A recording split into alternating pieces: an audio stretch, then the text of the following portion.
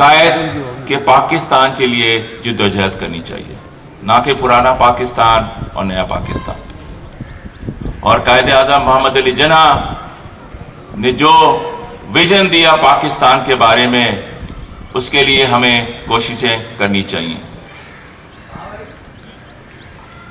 پاکستان صرف اس مقصد کے لیے نہیں بنا کہ ہمیں ایک خطہ چاہیے، پاکستان اس لیے بنا کہ ہم سب آزادی کے ساتھ سانس لے سکیں، پاکستان اس لیے بنا کہ ہم معاشرے میں انصاف دے سکیں، پاکستان اس لیے بنا کہ ہم اقلیتوں کے حقوق کی تحفظ کریں، اور پاکستان اس لیے بنا کہ ہم اسلامی اصولوں کے بنیاد پر انسانی رابطے قائم کریں۔ ہم آج 2021 میں اگر پاکستان کا موازنہ کریں دوسرے ممالک سے کہ ہم دوسرے ممالک سے آگے ہیں یا ہم کس حد تک دوسرے ممالک سے پیچھے ہیں۔ آج کے معاشی ترقی دور میں دوسرے ممالک پاکستان سے بہت آگے ہیں۔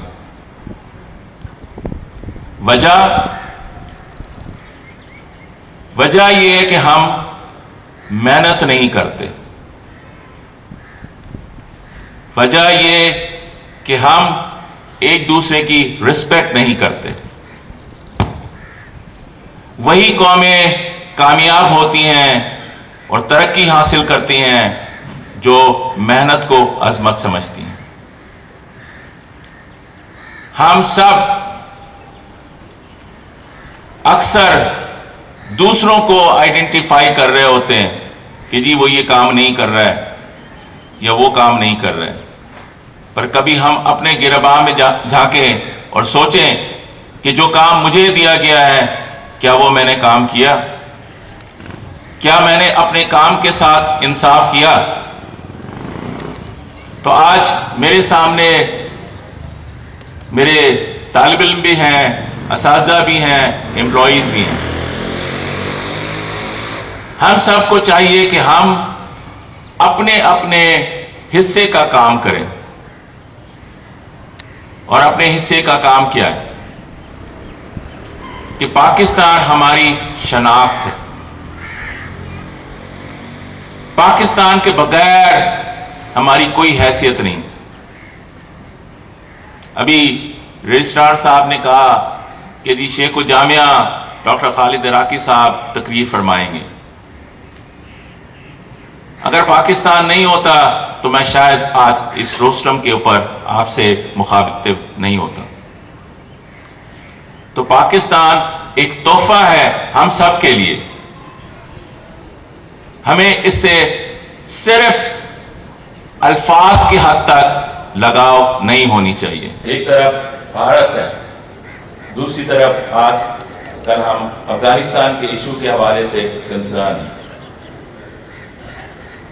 اس کے ساتھ ساتھ یوم آزادی کے دن ہمیں اپنے کشمیری بھائیوں کو یاد رکھنا چاہیے، جنہوں نے پچھلے 70 سال سے اپنی جدوجہد کے لیے کوشش کر رہے ہیں، اور آج جو جموں کشمیر میں حالات ہیں وہ بہت ہی تکلیف دہ ہیں۔ تو جب ہم اپنی آزادی کو سیلیبریٹ کریں، آپ پاکستان کے دن کے حوالے سے کیا پیغام دیں گے؟ میرے نظر میں پاکستان کے حوالے سے ایک ہی پیغام ہے، جس جھنڈے کے تلے ہم کھڑے ہیں اس کے تلے ہمیں متحد ہونا چاہیے۔ ہمارے اختلافات کچھ بھی ہوں، مگر پاکستان کے لیے ہمارے کوئی اختلافات نہیں ہیں۔ ہم جس بھی پروفیشن میں ہو، پاکستان کے لیے اپنی جان مار دینے کو تیار ہیں۔ آزادی اتنی آسانیوں سے حاصل نہیں ہوتی۔ جب پاک فوج کے شہداء کو آج ٹریبیوٹ پیش کرنا چاہیے کہ ہم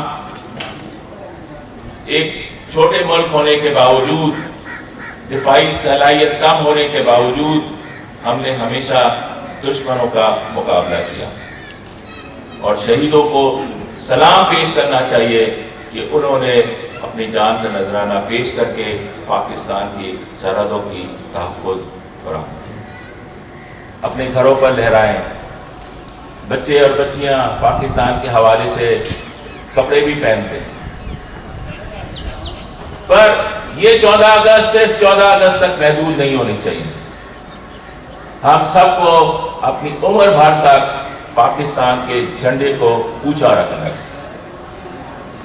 اور پاکستان کے جھنڈے کو ہم اسی وقت اونچا رکھ سکتے ہیں جب ہم قائد کے اصولوں پر کار فرما ہوں، اور قائد کے اصول بہت آسان اصول ہیں،